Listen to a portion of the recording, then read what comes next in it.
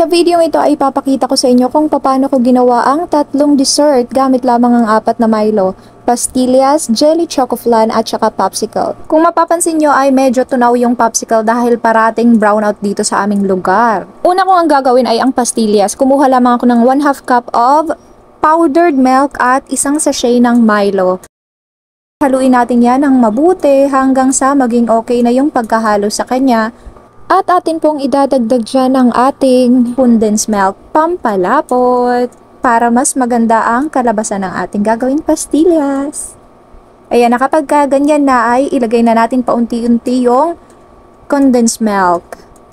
At kung halimbawa may mga tira-tira kayong condensed milk ay okay na yan kasi kakaunti lang naman yung ilalagay natin. Haluin po natin ng maayos. Medyo mangalay nga po sa kamay pero okay lang yan. Ayan. Kapag halimbawa po ganito na yung kinalabasan niya ay okay na po yan. Pwede na natin yang ihulma. At kumuha din ako ng extrang powdered milk para kapag nahulma ko na ay pagugulungin natin dyan yung ating nagawang pastillas. Pwede rin kayong gumamit ng kutsarang maliit kung gusto nyo or wala kayong ganyang pansandok. At ayan na, huhulmahin na natin siya. At nakadepende na sa inyo kung ano yung gusto nyo. So, pabilog-bilog na lang sa akin para mas madali. At ayan na nga po yung kinalabasan niya. Bali, 10 po yan kaso ibinigay ko na yung isa sa aking baby. Kaya 9 na lang yung naiwan dyan. At ang susunod na gagawin ko ay gagawa ako ng popsicle dahil ito yung pinaka-request ni Grape. Kasi gusto niya talaga ng malamig. Kahit na inuubo ngayon ay nako, ang hilig-hilig pa rin sa matatamis at malalamig. Ayan nga po, una kong nilagay ay ang condensed milk at 1 cup of water nga pala, yung malaking mug at isang sachet ng Milo. At pagkatapos niyan ay nilagyan ko ito ng 1 tablespoon na cornstarch at hinalo ko muna ito bago ko inilagay sa stove or kalan. At ilalagay natin yan pagka okay na yung pagkahalo sa kanya ay lutuin natin ng bahagya. Huwag na natin hintayin na kumulo ng bonggang-bongga. Kapag halimbawa sa tingin natin ay medyo parang kukulo na siya at mainit na ay pwede na natin alisin kaagad sa kalan. Basta haluin lang po natin ng maayos para walang buo-buong naiwan. At kapag okay na ay ilagay na natin ito sa lalagyan niya.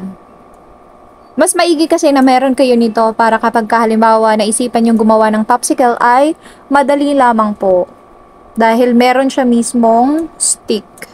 Yung hawakan. Mura lang naman yan sa Shopee. At ang susunod kong gagawin ay ang jelly choco flan. Una kong nilagay ay isang mug na tubig, isang kutsarang jelly or gulaman at 2 sachet ng Milo. Pwede rin kayong mag-add ng sugar kung gusto nyong matamis talaga. Pero optional naman yon.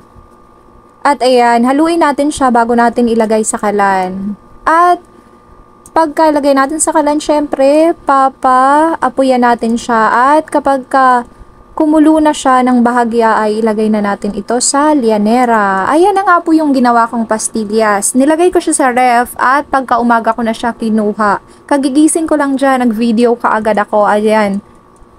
Ayan yung kinalabasan niya. Sobrang sarap niya kainin kasama yung jelly choco flan. Para mapadali nga pala yung pagkuha ko dito ay kumuha ko ng mainit na tubig at bahagya ko siyang binabad. Ayan, kaya madali lang makuha. Para lagyan ng art ay nilagyan ko rin siya ng Milo. Para may arte-arte naman, ganun. At ayan na po. Ayan, umagang-umaga tamis ka agad yung kinain ko. Tunaw pa nga yung popsicle dahil parating brownout dito sa lugar namin. Sobrang sarap po niyan. Kaya kung halimbawa napanood nyo ang video ito ay itry nyo din po ito sa inyong bahay. Sana po ay nagustuhan nyo at follow for more. Thank you for watching.